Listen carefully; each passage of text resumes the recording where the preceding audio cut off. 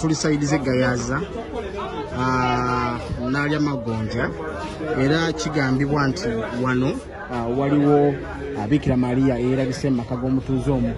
Omutuuze njogeddeko naye but agamba alinda confirmation okuva e Bukalango then ne Lubaga mu church oba Namirembe because abakontakitize okuba ate nga akkiriza okubaako kyagamba abantu. So abantu nga obalaba poliisi eri munda omwo eri mu kuba ate nga ewa security n'okumanya ki ekituufu ekigenda munda.